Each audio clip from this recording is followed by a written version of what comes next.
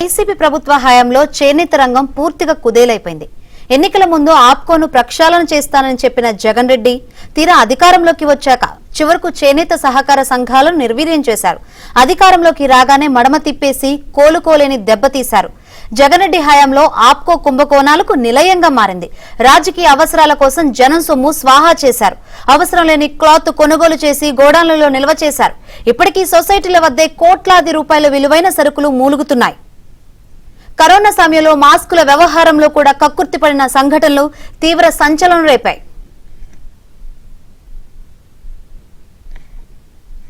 ఆప్కో సంస్థను 1976 సంవత్సరంలో ఏర్పాటు చేశారు. చేనేత కార్మికులు నేసిన వస్త్రాలను మార్కెట్లో అమ్మి వారికి లాభాలు ఇచ్చేందుకు సహకార సొసైటీలను ప్రోత్సహించేందుకు ఆప్కోను ఏర్పాటు చేశారు. అయితే గత 5 సంవత్సరాల కాలంలో అడ్డదిడ్డమైన కొనుగోళ్లతో పాటు అవసరం లేని క్లాత్ ను కొనుగోలు చేసి గోడౌన్లలో నిల్వ చేశారు. కమిషన్లకు కక్కుర్తిపడిన కొందరు ఉద్యోగులు అప్పటి ప్రభుత్వ నేతల ఆదేశాల మేరకు వ్యవహరించి సంస్థను నష్టాల్లోకి నెట్టారు. చివరకు కరోనా సమయంలో మాస్కుల వ్యవహారంలో కూడా కక్కుర్తిపడిన సంఘటనలు కూడా ఉన్నాయి. కొన్ని ప్రాంతాలలో అరకొరగా పవర్లూమ్ క్లాత్ తో కుట్టించిన మాస్కులు సప్లై చేసి కోట్ల రూపాయలు స్వాహా చేశారని పెద్ద ఎత్తున ఆరోపణలు వచ్చాయి. మాస్క్ ను తయారు చేయాలంటే 12 రూపాయల వరకు పడుతుందని తేలింది. కానీ 31 రూపాయలకు ప్రభుత్వానికి అమ్మినట్లు చూపించి నిధులు స్వాహా చేశారని ఆరోపణలు వెల్లువెత్తుతున్నాయి.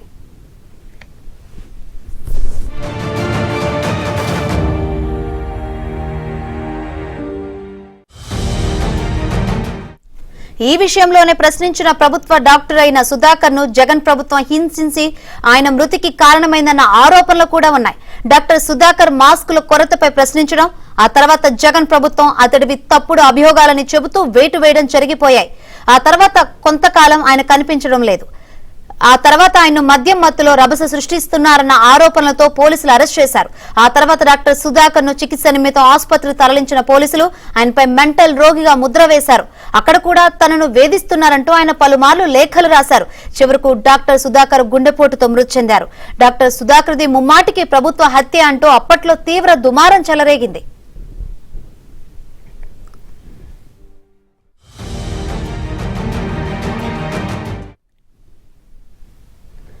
రాయలసీమ చేనేత కార్మికుల సంఘం అధ్యక్షుడి పేరుతో మాజీ మంత్రి రోజా భర్త సెల్వమణి చేసిన అవినీతి ఒక్కొక్కటిగా వెలుగులోకి వస్తున్నాయి. కార్మికుల సమస్యలు ఏ రోజు పట్టించుకొని సెల్వమణి తమకు నాయకుడు ఎలా అవుతారని కార్మికులు నిలదీస్తున్నారు.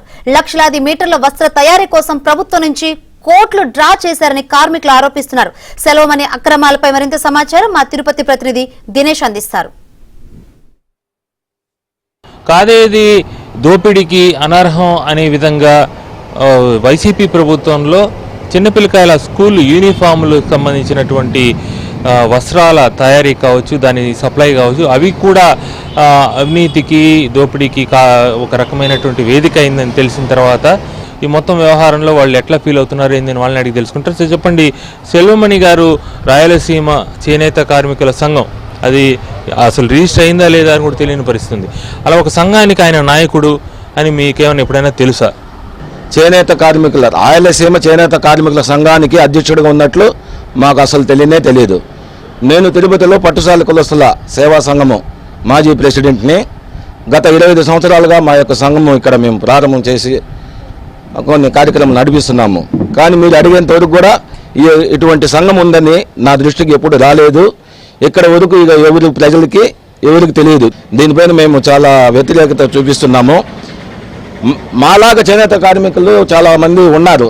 పట్టుశాల కులస్తుల సంఘం అని చెప్పి, రకరకాల చేనేత కార్మికుల సంఘం అని చెప్పి, వీరి దృష్టి కూడా రానియకుండా అతను దాంట్లో సభ్యులు ఎవరు ఉన్నట్టు ఒకసారి రాయలసీమ మొత్తానికంటే కొంతమంది సభ్యులు ఉండాలి. రాయలసీమ మొత్తానికి తెలియాలా, వాళ్ళ జీవితాల వెలుగులు తేవాలా. అసలు ఇలా చేయకూడదు. అదే నేను చెప్తున్నాను కదా, చేయకూడదు. ఒక సంఘం అనేది ఏర్పాటు చేస్తే దానికి ప్రెసిడెంట్, వైస్ ప్రెసిడెంట్, కమిటీ మెంబర్లు, సెక్రటరీ, ట్రెజరీ, బాడీ యొక్క రూపాంతరం ఉండాలి. అవన్నీ ఏమి లేకుండా బయలా ఉండాలి.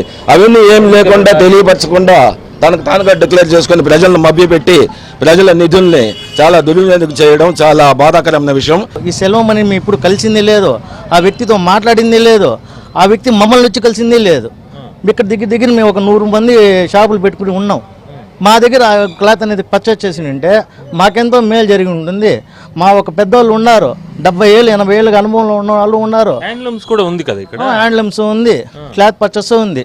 దీనిపైన అంతా ఒక దర్యాప్తు జరిపించాలని ప్రభుత్వాన్ని గట్టిగా డిమాండ్ చేస్తున్నాం. ఈ విధంగా రాయలసీమకే ఒక చేనేత ప్రెసిడెంట్గా ఉండి ఈ విధంగా ఎంతో అక్రమాలు జరిగి ఉన్నాయి. గత ప్రభుత్వంలో దీన్ని మన ఎన్డీఏ కుటుంబ ప్రభుత్వంలో దీన్ని వెలుగులోకి తెచ్చి మీరందరూ కూడా మా చేనేత కుటుంబాలను ఆదుకోవాలని మనస్ఫూర్తిగా కోరుకుంటున్నాను. ప్రభుత్వాన్ని గట్టిగా డిమాండ్ చేస్తున్నాను. మనం ఓకే, అది మొత్తంగా మనం చూస్తే అసలు ఏం జరిగింది మొత్తం తిరుపతి కావచ్చు, యోగిమల్లో తిరుచానూరు కావచ్చు, నారాయణం కావచ్చు, అలాగే నగిరి కావచ్చు, పుత్తూరు కావచ్చు, చాలా చోట్ల కూడా పవర్ లూమ్స్ ఉంది. గుట్టి చప్పుడు కాకుండా 21 లక్షల మీటర్లు క్లాత్ని స్కూల్ యూనిఫామ్ కోసం చేశాడని తేయడంతో ఇక్కడ ఉండేటువంటి వాళ్ళంతా కూడా షాక్ గురవుతున్నారు. దీనిపైన సమగ్రమైన దర్యాప్తును కోరుకుంటున్నారు. Video journalist సంజీవ్తో